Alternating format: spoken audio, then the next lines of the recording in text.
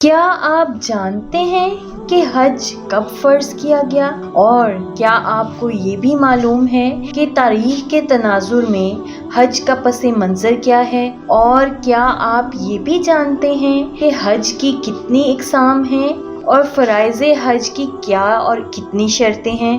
حج دین اسلام کا 5واں رکن ہے۔ اصطلاح شریعت میں اس سے مراد مقررہ دنوں میں مخصوص عبادات کے ساتھ اللہ تعالیٰ کے گھر کی زیارت کرنا ہے۔ حج بیت اللہ کا تاریخی پس منظر یہ ہے کہ مکہ مکرمہ کی موجودہ جگہ شروع ہی سے بنی نوع انسان کا مرکز چلی آ رہی ہے، کیونکہ اس مقدس مقام کو آنے والی نسلوں کے لیے تہذیب و ثقافت اور علم و عرفان کا گہوارہ بننا تھا۔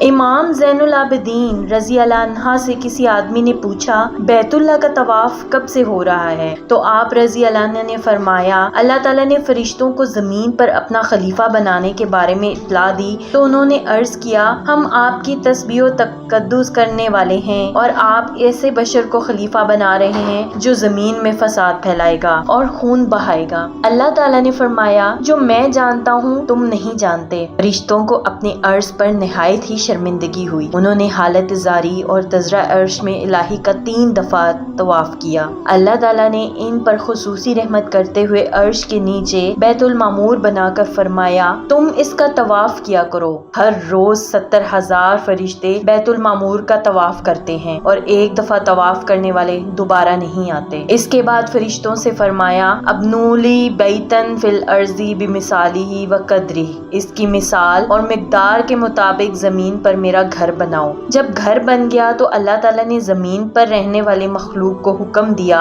ان یطوفوا بہذا البیت کما یطوف اہل السماء بالبیت المعمور، تم اس گھر کا اسی طرح طواف کرو جیسے آسمان والے بیت المعمور کا کرتے ہیں۔ پھر جب سیدنا آدم اور حضرت حوا علیہ السلام زمین پر آئے تو حضرت آدم علیہ السلام نے بارگاہ خداوندی میں عرض کیا، مولا میں اس لذت و سرور سے محروم ہو گیا ہوں جو فرشتوں کے ساتھ بیت المعمور کے طواف میں آیا کرتا تھا، کاش ہمیں وہاں لوٹا دیا جائے۔ تو اللہ تعالیٰ نے حکم فرمایا، اے آدم تم اسی آسمانی گھر بیت المعمور کے مقابل زمین پر میرا گھر بناؤ اور اس میں تم اور تمہاری اولاد اسی طرح عبادت کرو جیسے ملائکہ میرے عرش کے ارد گرد کرتے ہیں۔ پھر جب حضرت ابراہیم علیہ السلام کا دور آیا تو آپ علیہ السلام نے اپنے بیٹے حضرت اسماعیل علیہ السلام کی مدد سے حکم الہی کے مطابق قدیم بنیادوں پر دوبارہ قرآن حکیم میں اللہ تعالی نے فرمایا، اِنَّ أَوَّلَ بَيْتٍ وُضِعَ لِلنَّاسِ الَّذِي بِبَکَّةَ مُبَارَكًا وَهُدًى لِلْعَالَمِينَ، بے شک سب سے پہلا گھر جو لوگوں کے لیے بنایا گیا وہی ہے جو مکہ میں ہے برکت والا اور سارے جہاں والوں کے لیے ہدایت ہے۔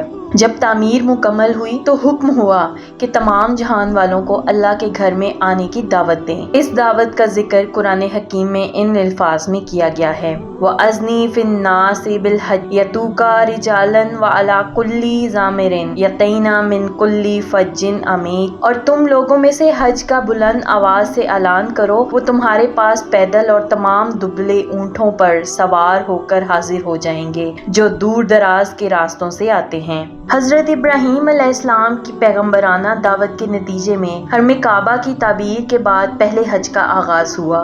آپ علیہ السلام نے حضرت جبرائیل علیہ السلام کی رہنمائی میں سیدنا اسماعیل علیہ السلام اور قبیلہ حریم کے جو لوگ وہاں موجود تھے ان سب کی معیت میں ارکان حج ادا کیے۔ سب سے پہلے آپ نے کعبۃ اللہ کا طواف کیا، پھر صفا مروہ کے درمیان سعی کی، بعد ازاں منی تشریف لے گئے۔ وہاں 3 جگہ شیطان نظر آیا تو آپ نے تکبیر کے ساتھ اسے 7 کینکریاں ماری۔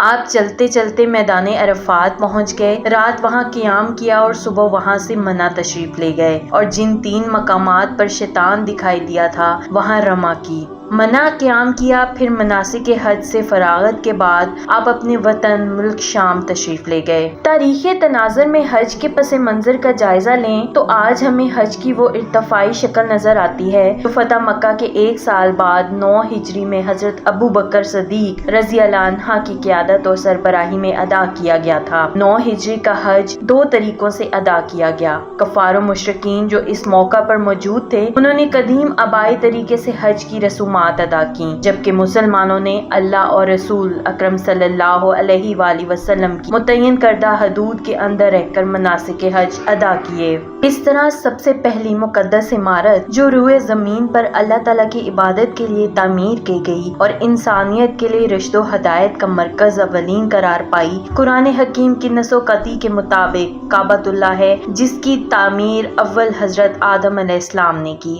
بعد ازاں جلیل القدر پیغمبر حضرت ابراہیم علیہ السلام نے اپنے فرزند حضرت اسماعیل علیہ السلام کی مدد سے حکم الہی کے مطابق قدیم بنیادوں پر ہی اس کی دوبارہ تعمیر کی۔ زمین پر آدم علیہ السلام کے بعد سرزمین مکہ کو بنی نوع انسان کی ہدایت کا نہ صرف پہلا مرکز ہونے کا شرف حاصل ہوا، بلکہ اس مقام کو عالمگیر دعوت اور تبلیغ اسلام کے مرکز اور نقطۂ آغاز کے طور پر منتخب کر لیا گیا۔ اور جس دین حنیف کی بنیاد حضرت ابراہیم علیہ السلام نے سر زمین کعبہ میں رکھی، خاتم الانبیاء حضور نبی اکرم صلی اللہ علیہ وآلہ وسلم کی بعثت مبارکہ کے بعد اس کی تکمیل ہو گئی۔ گویا وہ بیت ال جو حضرت ابراہیم علیہ السلام نے غیر ذی مکہ کی بے آب و گیا زاری میں بویا تھا، صدیوں بعد نمو پا کر ایک شجر سایہ دار کی صورت میں سارے عالم پر سایہ فگن ہو گیا۔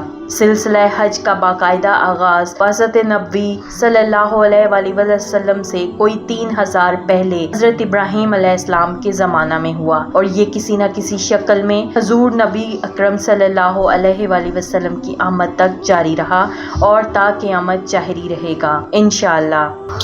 اس طرح کی مزید معلوماتی ویڈیو دیکھنے کے لیے دیکھتے رہیے ہمارا چینل معلومات۔ میرے چینل کو لائک، سبسکرائب اور شیئر ضرور کریں، اور ساتھ ہی ساتھ بیل آئیکن کو دبانا مت بھولیے گا۔ بہت شکریہ۔ اللہ حافظ۔